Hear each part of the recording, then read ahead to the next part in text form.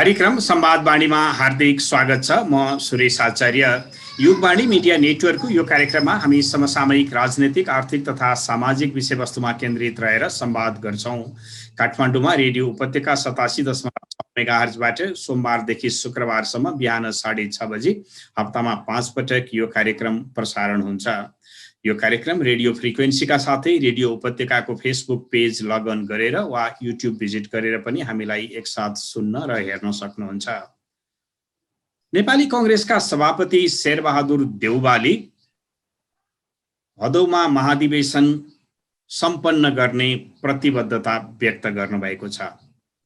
पार्टीभित्रै पनि एक खालको आशंका र कोभिड-19 को संक्रमण बढेसँगै व्यावहारिक रूपमा पनि यो सम्भव हुँदैन कि भनेर आशंका गरिएका बेला पार्टी सभापति देउवाले यो प्राविधिक र प्रशासनिक काम मात्र होइन, एउटा राजनैतिक अभियान पनि हो। त्यसकारणले यो अभियान रोकिँदैन र कांग्रेस भदौमा कुनै हालतमा महाधिवेशन गर्न प्रतिबद्ध छ भनेर वक्तव्य मार्फत आम नागरिकलाई र कार्यकर्तालाई जानकारी गराउनु भएको छ।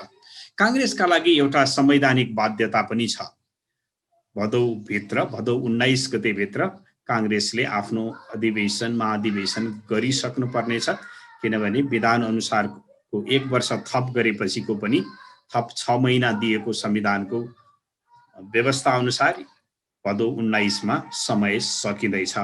कांग्रेसको महाधिवेशन कति सम्भव छ, कहाँ पुगेको छ महाधिवेशनका लागि पूर्व तयारीका प्रक्रियाहरू, यसै सेरोफेरोमा केन्द्रित रहेर आज हामी संवाद गर्दैछौं नेपाली कांग्रेसका केन्द्रीय सदस्य श्याम घिमिरेसँग। उहाँ पार्टीको क्रियाशील सदस्यता छानबिन समितिको सदस्य समेत हुनुहुन्छ। कार्यक्रममा यहाँलाई हार्दिक स्वागत छ। धन्यवाद छ यहाँलाई। अब नेपाली कांग्रेस महाधिवेशनमा जानका लागि 2.5 महिना भन्दा बढी समय बाँकी छैन।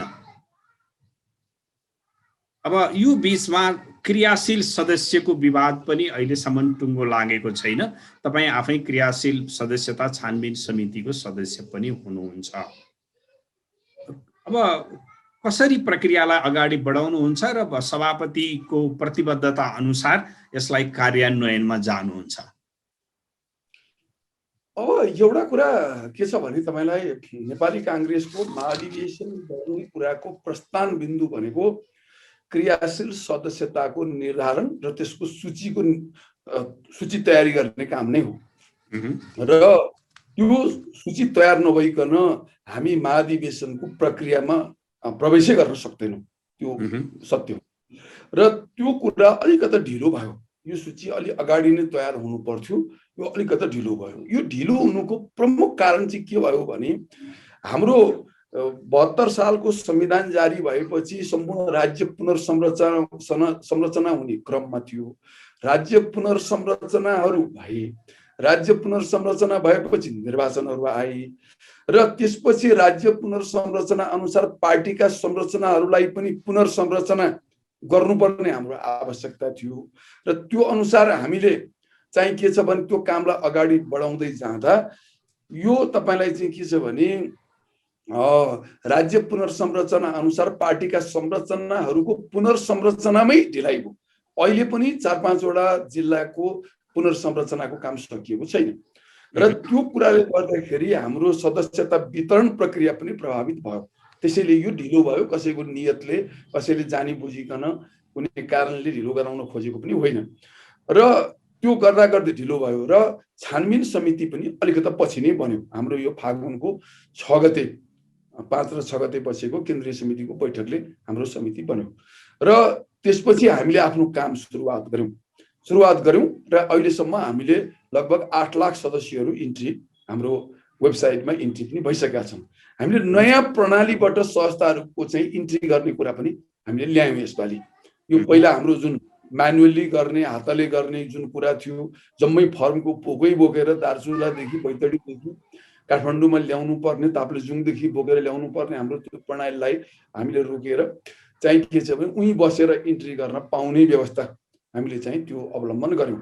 यो नयाँ पद्धति भएको हुनाले यसले पनि अलिकति समय हामीलाई चाहिँ लियो। दोस्रो कुरा यसले पनि हामीलाई प्रभावित गरेको छ। र तेस्रो कुरा भनेको चाहिँ तपाईँलाई के हो भने हामी गर्दै थियौँ काम, ठ्याक्कै वैशाख 16 गतेदेखि तपाईँलाई चाहिँ लकडाउन पनि सुरु भयो र कोभिडको महामारी पनि सुरु भइहाल्यो। महामारी नै भयो, धेरै साथीहरू प्रभावित हुनुभयो। हाम्रै समितिकै 7 जना मध्ये 2 जना प्रभावितै भइसक्नुभयो। अहिले संयोजकजी नै उसमै हुनुहुन्छ, उहाँ नै संक्रमणमै हुनुहुन्छ। त्यो अवस्था छ। त्यसले गर्दाखेरि काम केही अलिकति अवरुद्ध पनि भयो, बिचमा अलिकति ढिलाइ भयो भन्नुहोस् न काममा। तर पनि हाम्रो प्रतिबद्धता र कमिटमेन्ट के छ भने हाम्रो 8 लाख सदस्यहरूको इन्ट्री भइसकेको छ आजको दिनमा। 8,300,000 समथिङ। अस्ति हामीले 25 गतेसम्म यो डेडलाइन जुन हामीले दिएका थियौँ त्यसबाट हाम्रो इन्ट्री सम्पन्न भएको छ र पोहोर साल लगभग 4,70,000 सदस्यहरूबाट महाधिवेशन सम्पन्न भएको हो। अहिले 3,30,000 सदस्यहरू त्योभन्दा बढी थप हुने अवस्था छ र अहिलेको हिसाब हेर्दाखेरि हामीले के देखिरहेका छौँ भने 4,70,000 बाट हाम्रो चाहिँ के छ भने 13औं महाधिवेशन सम्पन्न भएको। अहिले ती पुराना सदस्यहरू मध्येबाट 3,80,000 ले नवीकरण गरेको अवस्था छ। 90,000 सदस्यको नवीकरण भएको अवस्था छैन र अरु नयाँ सदस्यहरू चाहिँ थपिएको अवस्था छ। त्यसले गर्दाखेरि अब महाधिवेशन गर्नको लागि कुनै बाधा छैन, पहिलो कुरा त। दोस्रो कुरा भनेको अब केही उजुरीका कुराहरू छन्, केही समस्याका कुराहरू छन्, केही चाहिँ के छ भन्दाखेरि विवादका कुराहरू छन्। यसलाई हामीले बसेर समाधान गर्ने कुरामा पनि हाम्रो कमिटीले एउटा मापदण्ड तयार पारेर अगाडि जाने भनेर हामीले निर्णय गरिसकेका छौँ र मापदण्ड लगभग तयार भइसकेको छ। आज भोलितिर हाम्रो एउटा बैठक गरेर हामी यसलाई फाइनलाइज गर्छौँ र हामी अब यो हामीले अहिले कामको विभाजन कसरी गरेका छौँ त्यो पनि तपाईँलाई जानकारी गराइदिन्छु। हामीले 7 वटा प्रदेशमा अहिले हाम्रो 7 जनाको कमिटी छ। 7 जनाको कमिटीमा 1 जना संयोजकलाई हामीले एक्स्ट्रा राखेका छौँ र 6 जना सदस्यहरू मध्येबाट 1 नम्बर र 2 नम्बर प्रदेश हेर्नको लागि आनन्द ढुङ्गाना र जीवन परियारलाई जिम्मा दिएका छौँ। 3 नम्बर र 4 नम्बर प्रदेश हेर्ने जिम्मा मेरो र प्रदीप पौडेलको 2 जनाको छ। त्यसै गरी 5, 6, 7 मा चाहिँ अलि संख्या थोरै भएको हुनाले त्यहाँ चाहिँ कल्याण गुरुङ र हाम्रो योगेन्द्र चौधरीलाई 3टा प्रदेशको चाहिँ त्यो जिम्मा दिएका छौँ। त्यहाँको संस्था पनि कम छ र यसरी चाहिँ कार्यविभाजन गरेका छौँ। र अब हामीले यो उजुरी र विवादहरूका विषयमा हेर्नको लागि पनि यही 2-2 जनालाई नै यो जिम्मा दिने र यसलाई चाहिँ हामीले को आधारमा मूल कमिटीमा राखेर यसलाई निर्धारण गरेर अगाडि बढ्ने भन्दाखेरि हामी 15-20 दिनमा 15-20 गते असारसम्ममा यो सबै कुराहरू हामी सकिसक्छौँ भन्ने कुरामा हामी छौँ। भनेको तपाईले अहिले के भन्नुभयो नि, केही विवादहरू छ, केही उजुरीहरू छ र पुनर्संरचनाको केही जिल्लामा सकिएको छैन। पुनर्संरचना बाँकी भएको जिल्ला चाहिँ कुन हुन्? पुनर्संरचना बाँकी भएका जिल्लाहरूमा अब कम्प्लिटली बाँकी भनेर अब निर्णय चाहिँ भर्खर भएको छ, तर हामी कहाँ जानकारी पत्र आएको छैन। त्यो भर्खरै निर्णय भयो पुनर्संरचनाको विषयमा भनेर एउटा सिन्धुपाल्चोकको भर्खर निर्णय सकियो भनेर। अब त्यसपछि गएर तपाईलाई चाहिँ सप्तरी, बारा, सर्लाही, धनुषा को विषय भनेपछि यी जिल्लाहरूमा तपाईलाई चाहिँ विवाद भयो। विवाद भएपछि फेरि त्यो विषयमा पटक पटक निर्णयहरू भए, ती निर्णयहरू पनि विवादित भए र त्यो निर्णयहरूको विषयमा फेरि चाहिँ के छ भन्दाखेरि निर्णयहरू गर्ने भनेर पनि तय भएको छ र तिनै कुराहरूले धेरै कुराहरूलाई प्रभावित गरेको अवस्था हो। भनेको विवाद चाहिँ पुनर्संरचना बाँकी भएका जिल्लामा मात्रै हो कि त्योभन्दा बाहिर फरक खालका विवाद पनि छन्? त्यो पुनर्संरचनामै विवाद भएका ठाउँमा त लगभग इन्ट्री नै भएको छैन। जस्तो सिन्धुपाल्चोकमा अहिलेसम्म हाम्रो सुरु नै भएको छैन। फर्म वितरण र त्यसको चाहिँ भर्ने प्रक्रिया सुरु भएको छैन। बाराको पनि छैन सम्भवतः। बारामा फर्म वितरण सबै कुरा भएको छ, इन्ट्री भएको छैन। इन्ट्रीको प्रक्रिया अवरुद्ध छ। सप्तरीमा पनि लगभग त्यस्तै अवस्था छ। अब धनुषामा काम धेरै अगाडि बढिसकेको छ, कहीँ रोकिया अवस्था छ।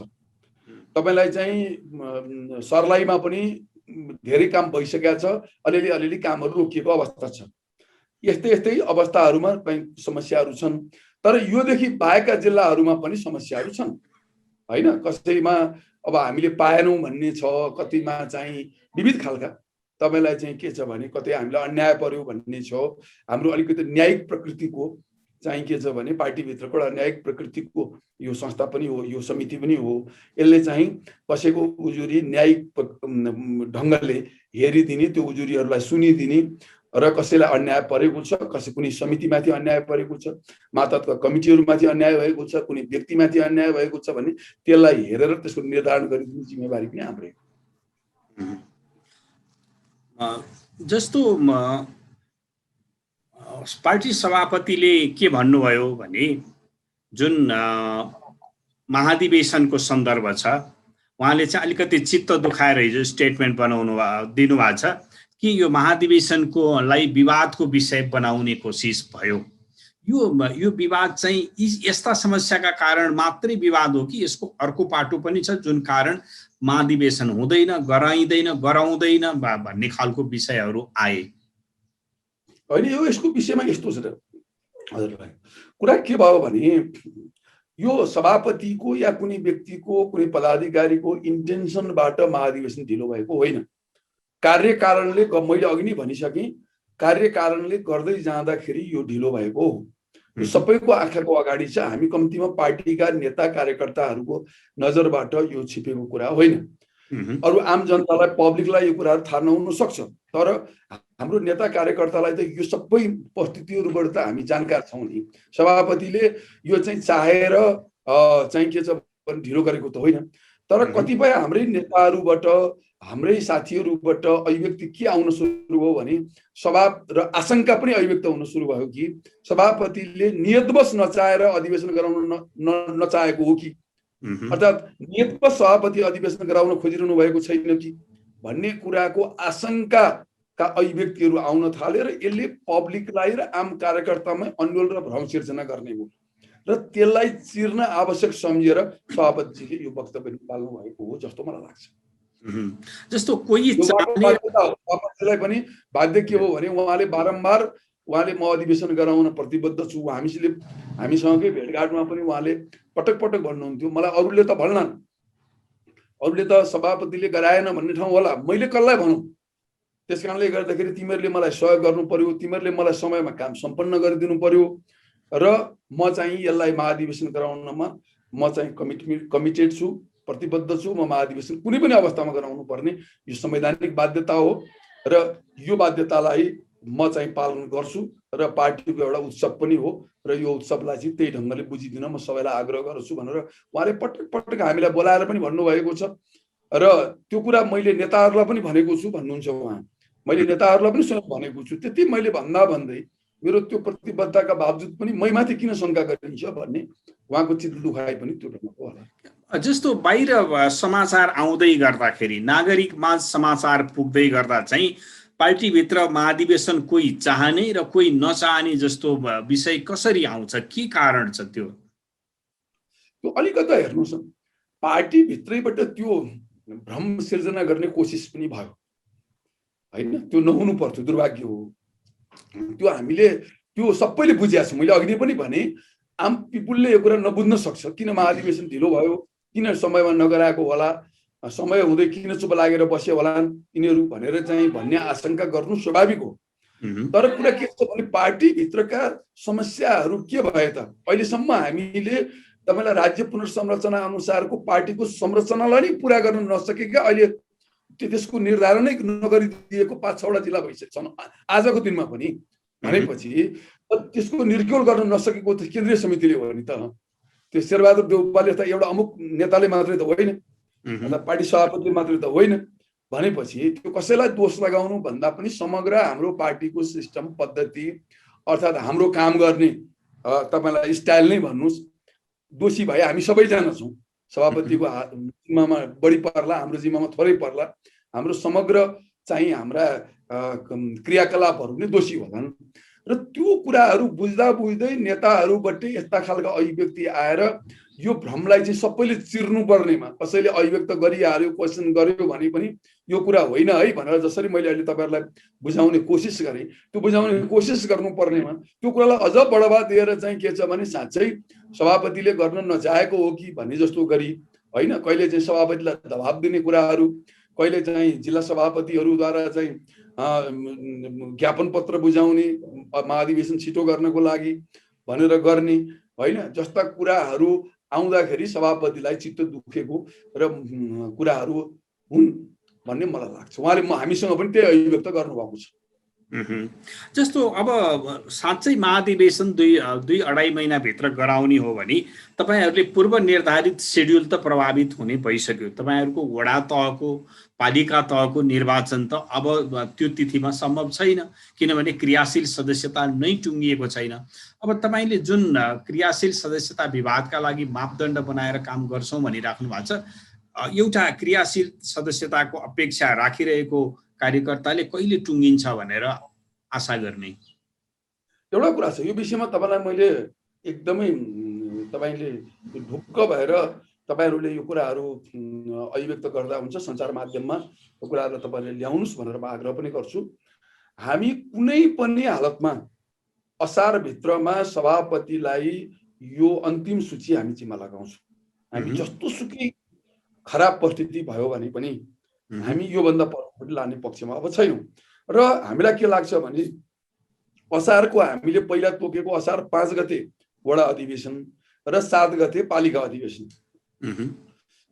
त्यो हामीले साउनबाट सुरुवात गर्यौं भने पनि यो 2 दिनको शेड्युल मात्रै कुरा हो त्यसपछि फेरि साउन लागेपछि नै हाम्रा अरु शेड्युलहरू थिए र त्यो कुरामा अलिकता समस्या पनि के आइराखेको थियो भने असारको 5 गते वडा अधिवेशन हुन्छ अनि त्यसपछि गएर एकैचोटी चाहिँ साउन 1 गते चाहिँ फेरि तपाईलाई चाहिँ यो क्षेत्रीय अधिवेशनहरू सुरु हुँदाखेरि यो लामो ग्यापले चाहिँ असजिलो पनि पार्छ भन्ने कुराको गुनासोहरू पनि आइ नै राखेको थियो कार्यकर्ता लेभलबाट जिल्लाहरूबाट त्यसले गर्दाखेरि साउनमै त्यसलाई लाँदाखेरि पनि केही बाधा विघ्न छैन केन्द्रीय समितिले निर्णय गरेर नेताहरूले निर्णय गरेर त्यो शेड्युललाई साउनमा 2 दिनको शेड्युल प्रभावित हुने हो साउनबाट सुरुवात गर्यौं भने हामीले भदौमा मज्जाले महाधिवेशन गर्न सक्छौं किनभने हाम्रो प्र्याक्टिस के छ भने परम्परा पनि के छ भने एकै दिन देशैभरि वडा अधिवेशन गर्ने एकै दिन पालिकामा अधिवेशन गर्ने एकै दिन क्षेत्रीय अधिवेशन गर्ने एकै दिन यो प्रादेशिक क्षेत्र एक दिन यो उसको क्षेत्र के रे निर्वाचन क्षेत्र संघीय निर्वाचन क्षेत्र र एउटा के रे एकै दिन तपाईलाई जिल्ला अधिवेशन गर्ने हाम्रो परम्परा पनि रहँदै आएको छ 5 दिनमा हामीले जिल्लाका सबै तहका अधिवेशन सक्न सक्छौं 5 दिनमा हेर्नुस् है त हामीले 3-3 दिनको ग्याप राखेर पहिला पनि हाम्रो चलन यस्तै थियो 2-3 दिनको ग्याप राखेरै गर्ने चलन हो र त्यो ग्याप राखेर हामीले 3 दिनको ग्याप राखेर गर्यौं भने पनि यो 5 तहका अधिवेशनहरू सक्दाखेरि हामी 15 दिनमा सक्छौं भने अर्को 10 दिनको ग्याप राखेर हामीले प्रदेशको अधिवेशन गर्न सक्छौं 10 दिनको बीचमा ग्याप दिएर चाहिँ अर्को प्रदेशको अधिवेशन भनेको 2 दिन 3 दिनमा प्रदेश अधिवेशन सकिन्छ त्यसपछि हामीले महाधिवेशनको लागि अर्को हामीसँग 20-25 दिनको समय चाहिँ ग्याप दिएर चाहिँ हामी तपाईलाई महाधिवेशन जान सक्छौं यो तपाईलाई चाहिँ हामीले जानै नसक्ने कुरा होइन तर कुरा चाहिँ के छ भने अहिले पनि महामारीको अवस्था के रहन्छ भोलि देशैभरिको कांग्रेसलाई जोखिममा हाल्ने कि नहाल्ने एउटा वडामा अधिवेशन गर्दाखेरि कुनै कुनै वार्डमा त 1200 सदस्यहरू पनि छन् हैन तपाईलाई 1200 सदस्यहरू भएका वडाहरू पनि छन् अब त्यहाँ अरु पनि केही मान्छेहरू जम्मा होलान् अधिवेशन नै भनिसकेपछि तपाईलाई चाहिँ त्यसैगरी क्षेत्रीय अधिवेशनमा पनि मान्छे जम्मा हुनुपर्ने हुन्छ जिल्ला अधिवेशनमा मान्छेहरू जम्मा होलान् अब अहिलेसम्म हामीले अब जिल्लाबाट भोटिङ गर्ने कुरा पनि आएको छ आजसम्म कांग्रेसको इतिहासमा त्यो कुरा प्र्याक्टिसमा आएको छैन त्यो कुरामा सबैको जस्तो यही बीचमा मैले तपाईलाई सोध्न चाहे हजुर तपाईले जुन कोभिडको समस्याको कुरा गरिराख्नु भएको छ अब यो कुन स्थितिमा हुन्छ अनुमान भन्दा बाहिरको कुरा छ यति बेला हामीले कुराकानी गरिरहँदा तर जसरी तपाईहरुले सदस्यताको विषयलाई प्रविधि मार्फत चाहिँ सहज बनाउनु भयो निर्वाचनको प्रक्रियालाई पनि प्रविधि प्रयोग गरेर सहज बनाउन सक्ने सम्भावना त्यो विकल्पका बारेमा बहस भएको छ पार्टीमा यस्तो औपचारिक बहस सुरु भएको छैन अनौपचारिक ढङ्गले त्यस्ता विकल्पहरूको विषयमा कुरा हुन सुरु भएको छ होइन। त्यसलाई अब यस्ता कुराहरू अपनाएर महाधिवेशन गर्ने भन्ने कुरा यो नयाँ अभ्यास हुन्छ, नयाँ अभ्यासमा जानै नसकिने, जानै हुँदैन भन्ने कुरा होइन। जान सकिन्छ, जानुपर्ने पनि हुन्छ समयानुकूल। तर अहिलेसम्म त्यो विषयमा औपचारिक रूपमा पार्टीभित्र त्यसले प्रवेश पाएको छैन र त्यसलाई चाहिँ औपचारिक छलफलको विषय बनाएर अगाडि लान सकिन्छ नसकिने कुरा होइन। तर अब त्यो विषयमा अहिलेसम्म प्रवेश भएको छैन, त्यो विषयले प्रवेशै पाएको छैन। अब तपाईले भन्नुभयो नि जस्तो अब त्यो प्रविधि प्रयोग गर्नु भएन भने कम्तीमा समस्या कहाँनिर बढी देखिने भयो भन्दा कि वडा तहमा देखिने भयो कि चाहिँ तपाईको महाधिवेशन केन्द्रीय महाधिवेशनमा देखिने भयो ठुलो जमघट चाहिँ होइन। अब त्यसलाई व्यवस्थित गर्नका लागि के अब तपाईले भने जस्तो एउटा संवैधानिक सङ्कट टार्नका लागि पनि त तपाईले वडादेखि नै त्यो रिस्क लिनुपर्ने अवस्था त छ तपाईलाई होइन। अब त्यही त, अब तपाईलाई के छ भने अब यो विषयमा चाहिँ अब यो गम्भीर कुरा छ। अब कोभिडको अवस्था अब अझै 2-2.5 महिना बाँकी छ। त्यो बेलासम्म तपाईलाई भन्न साउनकै कुरा गर्दाखेरि पनि साउनबाटै हामीले महाधिवेशन सुरु गर्ने कुरा गर्दाखेरि पनि अझै 1 महिना 1.5 महिना बाँकी छ। यो बीचमा अलिकता अवस्था ठिकठाक पनि हुन सक्ला, अलि कम हुन पनि, मत्थर हुन पनि सक्ला। आशा गरौँ भगवानको कृपा के हुन्छ थाहा छैन, अलिकति मत्थर पनि होला भनेर हामीले आशा गर्न सक्छौँ। त्यो एउटा ठाउँमा छ, एउटा बाटो छँदैछ।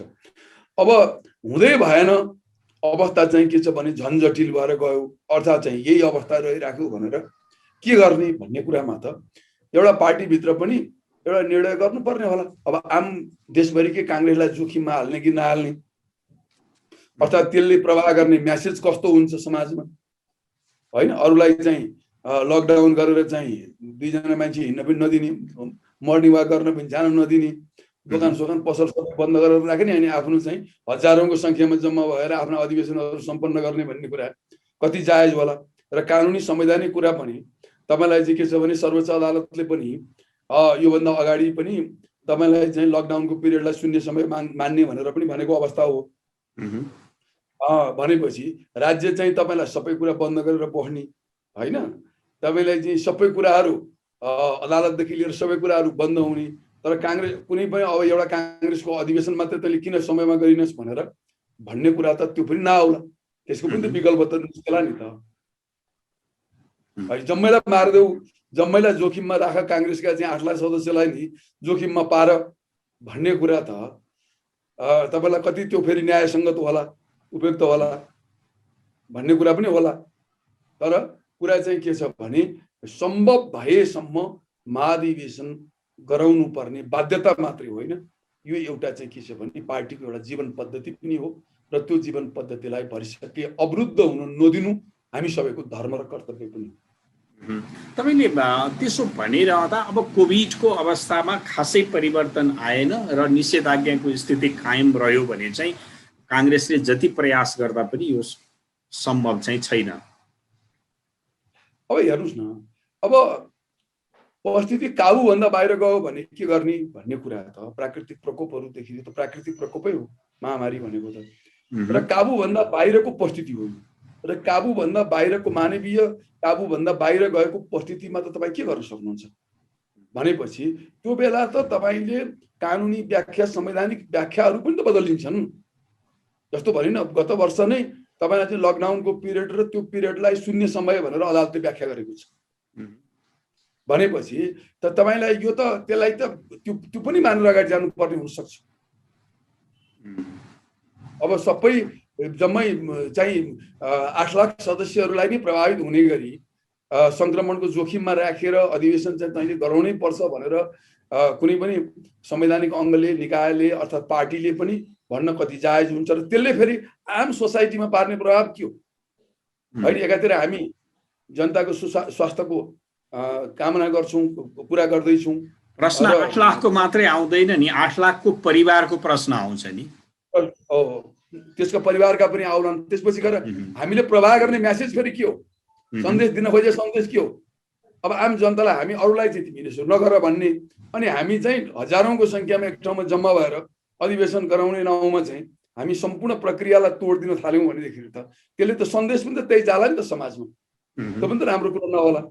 त्यो अवस्था भनेको बाध्यात्मक मानवीय काबुभन्दा बाहिरको अवस्था भयो भने त्यसलाई व्याख्या गर्ने कुरा अलग होला, होइन भने अधिवेशनलाई चाहिँ जीवन पद्धतिको रूपमा बुझ्न पर्छ, पार्टी जीवन पद्धतिको रूपमा, र त्यसलाई चाहिँ के छ भने सम्भव भएसम्म अवरुद्ध गर्नुहुन्न। र तपाईँलाई मैले फेरि पनि दोहोऱ्याएर भन्छु, यो जुन ढिलाइ भएको छ यसमा सभापतिको चाहना अर्थात् कुनै व्यक्ति विशेषको चाहना जिम्मेवार छैन, यो समग्र परिस्थितिको जिम्मेवार छ। जिम्मेवार भए धेर थोर हामी सबैजना छौँ भन्ने कुरा चाहिँ बुझेर सबैले चाहिँ के छ भने होइन अधिवेशन समयमै सम्पन्न गरौँ। कथमकाल यो महाव्याधिको कारणले यो चाहिँ के छ भने विश्वव्यापी यो उसको कारणले चाहिँ कोभिडको कारणले हामीले सकेनौँ भने यसमा सबैजनाले सहभागी भएर यो कुराको चाहिँ हामीले सबै जनतामा चाहिँ यो सन्देश पुर्याउन सक्नुपर्छ भन्ने कुरामा सबै नेता कार्यकर्ताहरू एक भएर लाग्नुपर्छ भन्ने कुरा पनि म आग्रह गर्न चाहन्छु। अर्को पनि कुरा छ नि, एउटा यो त महामारीको कुरा भयो, अर्को प्राकृतिक कुरा गरिरहँदाखेरि अत्यन्त यो बर्खाको एकदम मध्यमा पर्छ साउन, खेतीको हिसाबले पनि कतिपय ठाउँमा खेती धान रोप्ने काम चलिराखेकै बेला पर्छ। अब यस्तो अवस्थामा चाहिँ तपाईँको कार्यकर्ता भने त किसान होला नि त बढी, होइन? त्यो स्थितिमा चाहिँ यो समय त्यति व्यवहारिक हो र? बिल्कुलै होइन। यो एकातिर त हाम्रो किसानको लागि एउटा असाध्यै महत्त्वपूर्ण समय हो यो। अर्को कुरा त्यसै पनि तपाईँलाई यो बर्सात खोला नाला सबै बढ्ने, होइन, एकअर्काको ट्रान्सपोर्टेसनहरूको अवस्थाहरू अवरुद्ध हुने, तपाईँलाई अहिलेसम्म कच्ची बाटाहरू बनिएका छन् गाउँ गाउँमा, ती सबै बाटाहरू अवरुद्ध हुने, तपाईँलाई यो समय अधिवेशनको लागि कतै पनि उपयुक्त समय होइन। तर यो हाम्रो बाध्यता हो, मैले अघि नै बारम्बार भनेको छु, हाम्रो बाध्यता हो।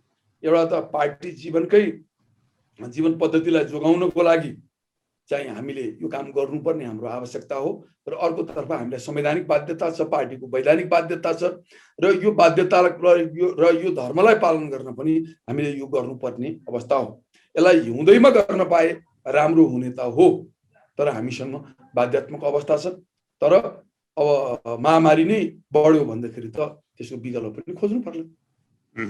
त्यो विकल्प भनेको कतिपय ठाउँमा भौगोलिक कारणले, कतिपय सरसुविधाको कारणले असम्भव होला, तर अहिलेको जमानामा प्रविधि एउटा राम्रो विकल्प हुन सक्ला नि। प्रविधिगत रूपमा भोटिङ गर्ने व्यवस्था भयो भने त त्यो जटिलताहरू कम हुन सक्छ। होइन, एउटा कुरा छ, अब यो जिल्लाबाटै भोटिङ गर्ने भन्ने कुरा पनि आइरहेको छ। जस्तो तपाईँहरूको पत्रकार महासङ्घको त्यो पद्धति छ क्यारे, यसपटक महासङ्घले पहिलो पटक चाहिँ जिल्लामा भोटिङ गरायो र मत गनेर संख्या मात्रै केन्द्रमा पठायो क्यारे। तपाईँलाई चाहिँ अरूको बार एसोसिएसनको पनि छ क्यारे। बार एसोसिएसनको चाहिँ अलिक फरक हो, उहाँहरूले ब्यालेट पेपर केन्द्रमा जम्मा गर्नुहुन्छ फेरि। त जे भए पनि भोटिङ चाहिँ उहाँहरूको जिल्लामै हुन्छ, केन्द्रमै गर्नुहुन्छ क्यारे। त यस्ता प्र्याक्टिसका विकल्पहरू पनि आइरहेका छन्, नआएका होइन। तर आजसम्म काङ्ग्रेसको यो 70-72 वर्षको इतिहासमा यो कुरा प्र्याक्टिसमा आएको छैन। अब यसमा सबैजना सहमत हुनुहुन्छ कि हुनुहुन्न? यो कुरामा पोहोर साल पनि एउटा कुरा के आएको थियो भने मेसिन भोटिङ गरौँ भन्ने कुरा आएको थियो। मतगणना एकदमै गाह्रो भयो। अब यो सदस्यहरूको मतगणनामा धेरै ढिलाइ हुने भयो, त्यसले गर्दाखेरि मेसिन भोटिङ गरौँ छिटो हुन्छ भन्ने कुरा पनि आएको थियो। तर त्यो कुरामा पनि सहमति जुट्न सकेन। तपाईँलाई मैले सिधा भनेको, सहमति जुट्न नसकेपछि फेरि म्यानुअली भोटिङ गर्ने, हातैले भोटिङ गर्ने भन्ने कुरामा गइयो। र त्यसले गर्दाखेरि तपाईँलाई चाहिँ अब यो कुरामा पनि सहमति जुटेन भने नयाँ अभ्यासमा जानको लागि त आम सहमति भयो भन्दाखेरि त केही कुरै भएन। तर सहमति जुटाउन सकिएन भन्दाखेरि त तपाईँले फेरि पुरानै अभ्यासमा जानु पर्यो। किनभने त्यो अनुसारको हामीले अब नियमावलीहरू पनि हाम्रो त्यो ढङ्गको छैन। मैले अर्को एउटा अन्तिम प्रश्न गरेँ तपाईँलाई। अब यो प्रविधि त सहमति बन्ला नबन्ला आफ्नो ठाउँमा भयो, र स्रोत साधन सबै ठाउँ पुर्याउन सम्भव होला नहोला भन्ने कुरा पनि होला। अब एउटा प्रश्न चाहिँ जस्तो सक्रिय सदस्यताको विषयमा फर्किएर काङ्ग्रेसले जति बेला वितरण प्रारम्भ गरेको थियो 5 लाखको हाराहारीमा रहेको सदस्यतालाई दोब्बर गर्ने लक्ष्य राखेको थियो नि, लक्ष्य चाहिँ पुरा भएन। यस्तो छ, मैले अघि नै भनिसकेँ तपाईँलाई, हाम्रो 4,70,000 सदस्यहरूबाट हामीले 13औं महाधिवेशन सम्पन्न गरेको। मह्म। अहिले त्यो संख्या नवीकरणमा जाँदाखेरि 3,80,000 मा झर्यो भनेपछि 90,000 पुरानो 90,000 कम भयो अहिले। 90,000 पुरानो कम भयो।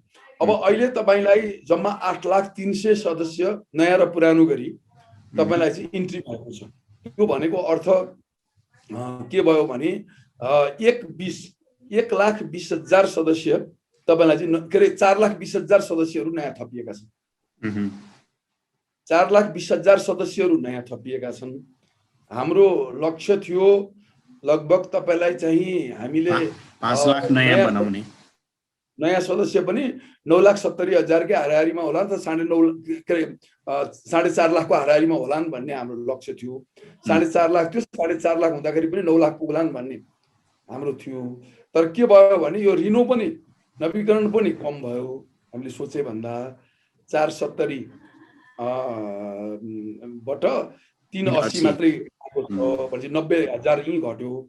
र चाहिँ हामीले सोचे भन्दा नयाँमा चाहिँ तपाईलाई 30-35,000 भन्दा बढी घटेको छैन। 30,000 जति घट्यो। अब त्यो 30,000 घट्नुमा पनि के भयो भने जस्तो चितवन जिल्लाले के गर्यो भने हामीले दोब्बर गर्ने भन्यौँ, हामीले डबल दिएर पठाउँ। चितवन जिल्लाले नै निर्णय के गरिदियो भने यो दोब्बर गर्दाखेरि हाम्रो एक त पहिला नै सदस्यता यति धेरै छ, यो दोब्बर गर्न आवश्यकतै छैन। यो त जति थियो पहिला 7% गर्न आवश्यक छैन। अब त्यसको 50% मात्रै गरौँ भनेर उनीहरूले जिल्लाबाट सहमतिबाटै निर्णय गरे। सदस्यता भने पनि यस्तो कुरा हुन्छ र भने जस्तो म तपाईको पार्टीको कार्यकर्ता हुँ, हरेक काममा तपाईसँग हिँड्छु, तपाईलाई मत हालिराखेको छु, सदस्य चाहिँ तपाई कन्ट्रोल गरेर बस्नुहुन्छ, त्यस्तो पनि हुन्छ एउटा डेमोक्रेटिक पार्टीमा? कस्तो राम्रो कुरा गर्नुभयो तपाईले। यो मलाई मनको कुरा गर्नुभयो आज हैन। मैले अब एकदम खुलेर भन्ने हैन, अघिलाई जे हुन्छ होस्। अब कुरा के छ भने मैले त यो विषयको अभियान नै चलाएको हुँ। नेपाली कांग्रेसको सदस्यता सधैँभरि सबैका लागि पार्टीका सबै तहहरूमा खुल्ला गर्नुपर्छ र अनलाइन पनि खुल्ला गर्नुपर्छ भन्ने मेरो त यो अभियान यात्रै मैले चलाएर देशभरि म हिँडेको मान्छे हुँ। हेर्नुहोस् है त, मलाई कसैले राम्रो भनौँ नराम्रो भनौँ, कति नेताहरूसँग मेरो झगडा पर्यो यो विषयमा, तपाईलाई चाहिँ धेरै कुराहरू भए यो यो यो मेरो कुरालाई लिएर। किनभने मैले जहिले पनि एउटा कुरा भन्छु, अलिकति मलाई यो कुरामा अलिकति मलाई भन्न दिनु होला, मलाई खुब मजा लाग्यो सोच्नु भयो र मैले यसमा भन्न पनि चाहे। नेपाली कांग्रेस भनेको मास पार्टी नै हो, यो क्याडर बेस पार्टी कुनै पनि हालतमा होइन। यो अर्ध क्याडर अर्ध मास पनि होइन, यो भ्रममा नरहौँ। नेपाली कांग्रेस मात्रै होइन, नेपाल कम्युनिस्ट पार्टी माओवादी केन्द्र पनि आजको दिनमा मास पार्टी, नेकपा एमाले पनि मास पार्टी हो। जो निर्वाचनको पद्धतिमा भाग लिएका छन्, निर्वाचनको पद्धतिबाट निर्वाचित भएर आउने पद्धतिमा विश्वास गरेर त्यो पद्धतिमा समावेश भएका छन्, ती सबै मास पार्टी हुन्। मैले एउटा कुरा के भन्ने गर्छु भने चिनिया communist party cadre base party हो। किनभने चिनिया कांग्रेसको निर्वाचन चिनिया कम्युनिस्ट पार्टीका सदस्यहरूको मतदानबाट मात्रै हुने गर्छ, उसको क्याडरबाट मात्रै हुने गर्छ, उसका सदस्यहरूबाट मात्रै हुने गर्छ। त्यसकारणले उसको पार्टी क्याडर बेस हो। तर हाम्रो त चाहे नेकपा के अरे एकता केन्द्र नेकपा माओवादी केन्द्र पनि आम जनताकै मतबाट निर्वाचित भएर आएको पार्टी हो नि त। नेकपा एमाले पनि नेपाल कम्युनिस्ट पार्टी पनि त जनताकै मतबाट निर्वाचित भएर आएको, आम मासबाट निर्वाचित भएर आएको पार्टी, त्यो पनि मास बेस नै हो। भने कांग्रेस जस्तो आम जनताको मतबाट निर्वाचित भएर जाने पद्धतिमै विश्वास गर्ने, सैद्धान्तिक रूपमै विश्वास गर्ने पार्टी कहीं क्याडर बेस हुन्छ? यस्तो यो तर्कसँग कतै सहमत हुन सकिन्छ?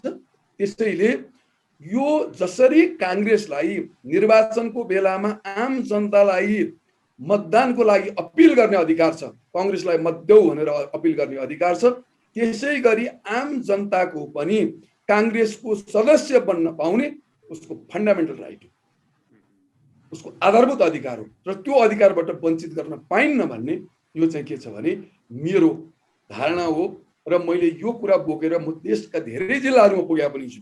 हेर्नुहोस् है त, पुगेको पनि छु र त्यो विषयमा पार्टी लिबरल पनि हुँदै आएको छ।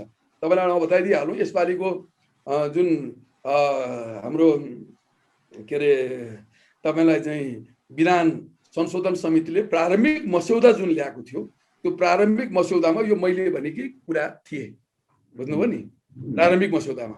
पछि यो कुरामा पार्टीभित्र धेरै चर्को विरोध भयो, आलोचना भयो, भएपछि त्यो कुराबाट चाहिँ तपाईलाई पछि हट्न बाध्य हुनु पर्यो र पछि त्यो कुरा पास हुन सकेन। यो सदस्यतालाई ओपन नगर्ने कुरा चाहिँ गुट संरक्षण, गुट स्वार्थसँग जोडिएको छ। त्यसो भए अब मैले यसलाई त्यता पनि, अब यो दुईटै गुटका मान्छेहरू यसमा मैले के देखेँ भने यसमा त्यसमा विरोध गर्ने साथीहरू, समर्थन र विरोधमा उत्रेका साथीहरूमा यो गुट गुट भन्ने पनि रहेन।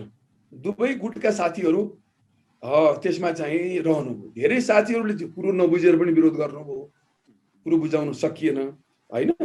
धेरै साथीहरूको चाहिँ यसमा चाहिँ के हो कुरा चाहिँ अब हुँदै आएको पद्धतिबाट नयाँ पद्धतिमा जानु पर्दाखेरि त तपाईलाई मान्छेलाई त अल्मलिन्छ नि त, अलिकति के हो भन्ने कुराले पनि अल्मलिनु भयो होला। केही मान्छेहरूलाई अलिकति नियतवश पनि गर्नुभयो होला हैन। तर धेरै साथीहरूले केन्द्रीय समितिमा यसको चर्को आलोचना भयो भनौँ भयो, यो काङ्ग्रेसै सिद्ध्याउन लाग्यो, काङ्ग्रेसै बर्बाद हुन लाग्यो भन्ने जस्ता कुराहरू पनि आउन थाले। त्यसले गर्दाखेरि तपाईलाई चाहिँ के छ भने यो कुरा आएको। तर जे भए पनि पहिला भन्दा धेरै लिबरल मेम्बरसिपमा, जस्तो अब त पहिला त यी केन्द्रीय सभापतिले निर्धारण गर्नु पर्थ्यो नि, अब त कम्तीमा क्षेत्रीय सभापतिले निर्धारण गर्नेमा त पुग्यो नि हैन। तपाईलाई अब स्थानीय तहलाई नि बलियो त बनाइयो नि संस्थाको वितरणमा त। भनेपछि लिबरल चाहिँ अब धेरै हदसम्म भएको छ। तर अझै पनि यो पर्याप्त छैन। अब यो बिस्तारै परिमार्जन हुने रहेछ। हेर्नुहोस् डाक्टर साहब, यो एकैचोटि कुनै पनि कुराको परिमार्जन गर्न र परिवर्तन छलाङ मार्ने भन्छ नि कम्युनिस्टहरूले, छलाङ मार्न गाह्रो हुने रहेछ र बिस्तारै हुने रहेछ। तर त्यो बाटो मलाई खुसी पनि के लागेको छ भने कम्तीमा विधान मस्यौदा समितिले प्रारम्भिक मस्यौदामा भए पनि मेरा कुराहरूलाई मेरै कारणले भएको होइन, त्यो उहाँहरूले नि गर्नु। तर मेरो कुरा पनि त्यहाँ इन्डोर्स भएको देखेर म यति आनन्दित र खुसी भएँ कि यो अब भनेर साध्य छैन, मसँग त शब्द पनि छैन। तर यो अब बिस्तारै यो परिमार्जनले त्यही बाटोमा पुर्याउँछ। एक दुईवटा अधिवेशन लाग्ला भन्ने कुरा मात्रै हो, हामी त्यहाँ नपुगिकन सुखै छैन। यस कार्यक्रममा सहभागी भइदिनु भएकोमा नेपाली कांग्रेसका केन्द्रीय सदस्य श्याम घिमिरेप्रति आभार व्यक्त गर्न चाहन्छु। साथै युगवाणी मिडिया नेटवर्कको यो कार्यक्रम सुनेर र हेरेर बस्नुभएका देश विदेशका श्रोता तथा दर्शकहरूमा आभार तथा धन्यवाद ज्ञापन गर्छु। आजको संवादबाट म सुरेश आचार्य पनि बिदा हुन्छु। धन्यवाद, नमस्कार।